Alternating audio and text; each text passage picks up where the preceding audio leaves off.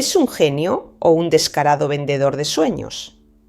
Colón se acercó a los reyes con un mapa en el que faltaba la mitad del planeta.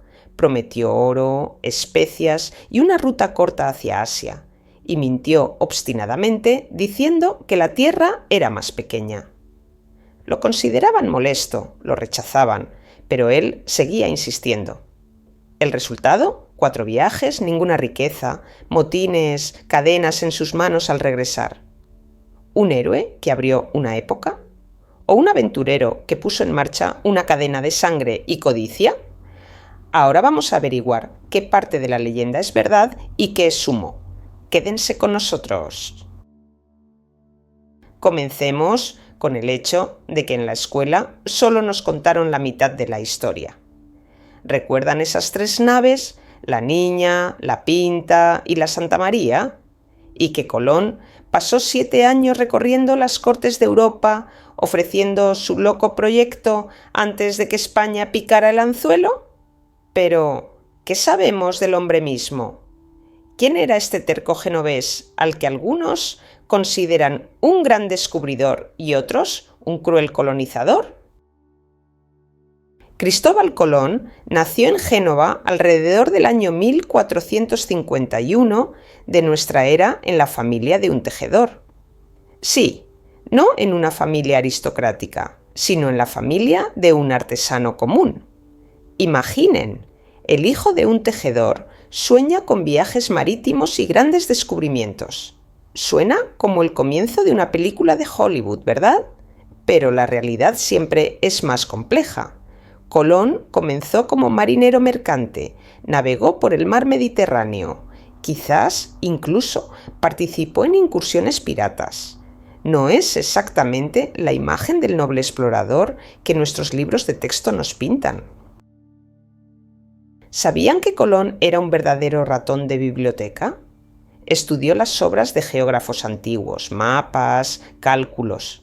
Quedó especialmente impresionado por las obras de Paolo Toscanelli, quien sugirió que se podía llegar a Asia navegando hacia el oeste. Pero aquí está el detalle. Colón tomó los cálculos de Toscanelli y los redujo. Afirmó que la distancia desde las Islas Canarias hasta Japón era de solo 3.700 millas náuticas, aunque en realidad supera las 10.000. ¿Un error accidental? ¿O una mentira deliberada para hacer que su proyecto pareciera más atractivo para los inversores? Y aquí llegamos a la primera pregunta interesante. ¿Era Colón un visionario brillante o simplemente un excelente comerciante? Imaginen una sesión de presentación del siglo XV. Colón entra en la sala del trono y comienza su presentación. Vuestras Majestades, inviertan en mi startup. Encontraré una ruta corta hacia la India. Les traeré especias y oro, y se convertirán en más ricos que todos los monarcas de Europa. Suena tentador, ¿no? Especialmente si mantienes en silencio el hecho de que tus cálculos son, por decirlo suavemente, optimistas. Pero, ¿por qué Colón insistió tan obstinadamente en su idea? Durante 7 años fue de una corte europea a otra. Portugal, Inglaterra, Francia, todos rechazaron. Y solo España, recientemente unificada bajo el gobierno de Fernando e Isabel, decidió arriesgarse. Quizás no se trataba solo de oro y especias. Colón era una persona profundamente religiosa y creía que su misión era llevar el cristianismo a nuevas tierras. En sus diarios escribió que las riquezas que encontraría ayudarían a financiar una nueva cruzada para liberar Jerusalén. Esa es una mezcla interesante de motivos comerciales y religiosos. Ahora hablemos del viaje en sí. 3 pequeñas naves, 90 tripulantes y completa incertidumbre por delante. Imaginen, están navegando hacia la nada, la brújula se comporta de manera extraña, la declinación magnética no se entendía bien entonces. Los marineros comienzan a quejarse. Después de un mes de navegación, la tripulación ya está al borde del motín. Y entonces, ¡tierra!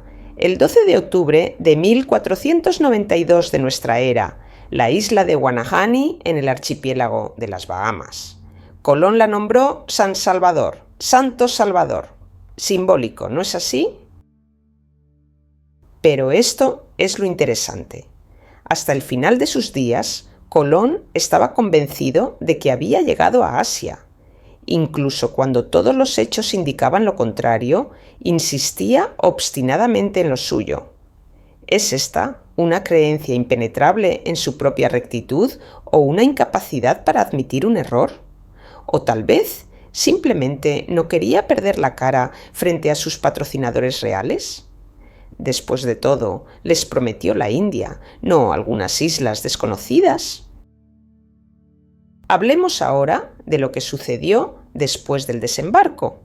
Y aquí comienza la parte más controvertida de la historia de Colón. Por un lado, describió a los habitantes locales, los taínos, como personas hermosas, pacíficas y hospitalarias. Por otro lado, casi inmediatamente comenzó a verlos como potenciales esclavos y una fuente de beneficio. En su diario escribió: «Deberían ser buenos sirvientes. Con 50 hombres se les puede someter a todos y hacer que hagan lo que uno desee». Y estas no eran solo palabras. Ya durante su segundo viaje, Colón envió 500 indios a España como esclavos. Muchos de ellos murieron en el camino, y en la Española, actual Haití y República Dominicana, estableció un sistema donde cada indio mayor de 14 años tenía que traer una cierta cantidad de oro cada 3 meses. Aquellos que no cumplían con la cuota eran severamente castigados. Imaginen, viven una vida pacífica en su isla y de repente llegan hombres barbudos extraños y les exigen oro que simplemente no tienen. Pero, ¿era Colón particularmente cruel para su época? ¿O simplemente actuaba dentro del marco de las ideas de entonces sobre el trato civilizado a los salvajes? Esta es una pregunta compleja.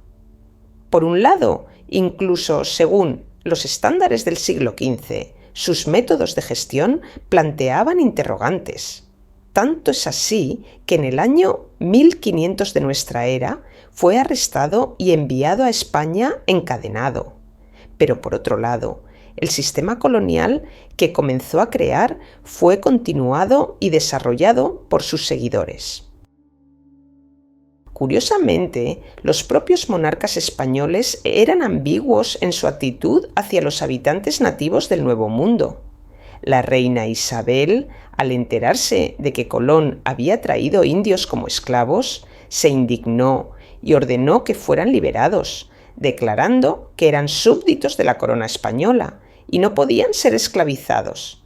Pero esto no impidió el desarrollo del sistema de encomienda, esencialmente esclavitud disfrazada, en el que los indios eran confiados a los colonos españoles para su cristianización y protección. ¿Y qué hay de Colón mismo como administrador? Aquí su historial tampoco es brillante. Resultó ser un mal gestor.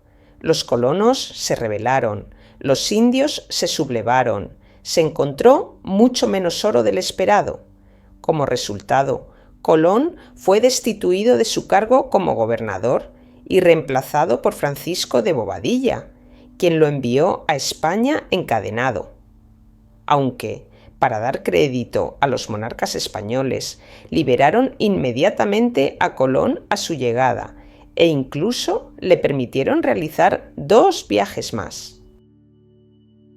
Pero, ¿qué hay del legado de Colón? Se le puede considerar un gran descubridor si no entendió lo que había descubierto hasta el final de su vida. ¿Y podemos llamar descubrimiento a algo que ya era conocido por millones de personas que vivían en esas tierras? Después de todo, los vikingos también llegaron a América 500 años antes que Colón, pero esto no llevó a contactos permanentes entre el Viejo y el Nuevo Mundo. Quizás la grandeza de Colón no está en que fuera el primero, sino en que sus viajes tuvieron consecuencias. iniciaron un proceso que los historiadores llaman el intercambio colombino, un intercambio masivo de plantas, animales, tecnologías y, desafortunadamente, enfermedades entre los dos hemisferios. Las patatas, los tomates, el maíz, el chocolate llegaron a Europa desde América y cambiaron la dieta de millones de personas. Y los caballos, las vacas, el trigo y las herramientas de hierro fueron en la dirección opuesta. Pero también hubo un lado oscuro en este intercambio.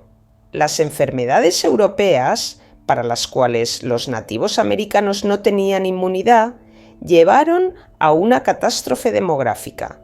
Según algunas estimaciones, hasta el 90% de la población indígena de América murió por epidemias de viruela, sarampión y otras enfermedades. Civilizaciones enteras fueron borradas de la faz de la tierra, no tanto por las espadas de los conquistadores como por enemigos invisibles, virus y bacterias. Y, sin embargo, ¿es justo colocar toda la responsabilidad de esto en Colón? No podía saber sobre los microbios y la inmunidad. No planeó un genocidio. Era un producto de su tiempo. Un tiempo en que los europeos se consideraban con derecho a civilizar al resto del mundo sin preguntar si este mundo quería ser civilizado. O quizás, en lugar de juzgar a Colón según los estándares modernos, deberíamos verlo como una figura compleja y contradictoria. Un hombre que cambió el curso de la historia sin entenderlo él mismo. Un hombre cuyas ambiciones, fe y terquedad llevaron a consecuencias que no podía prever. En los últimos años de su vida, Colón estaba decepcionado y herido. Sentía que no se le apreciaba lo suficiente, que se le privaba de honores y riquezas merecidos.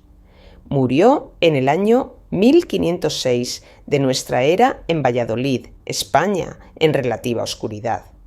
La ironía del destino. Un hombre, cuyo nombre conoce hoy cada escolar, dejó la vida sin comprender la magnitud de sus logros. Ahora volvamos a nuestra pregunta inicial. ¿Era Colón un héroe o un aventurero? Quizás era ambas cosas. Un héroe, porque se arriesgó a ir a lo desconocido, superó la resistencia y el escepticismo, mostró una persistencia increíble. Un aventurero, porque manipuló hechos para obtener financiación y no fue adverso a métodos crueles para lograr sus objetivos. Pero quizás lo más importante no es cómo evaluamos a Colón, sino qué lecciones extraemos de su historia.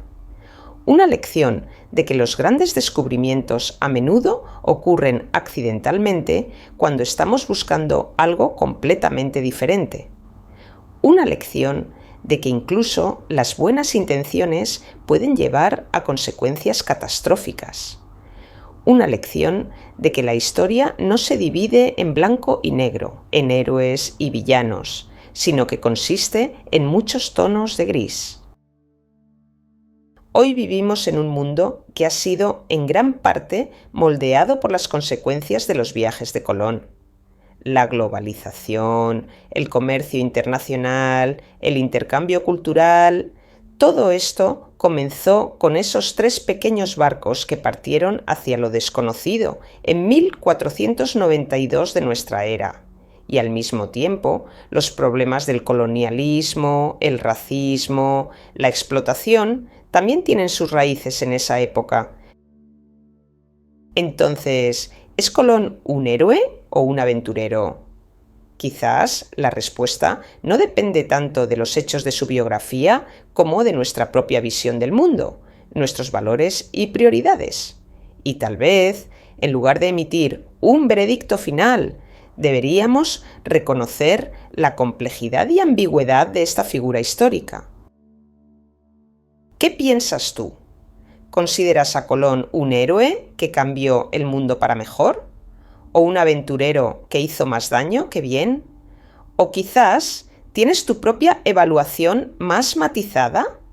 Escribe en los comentarios. Realmente me interesa conocer tu opinión.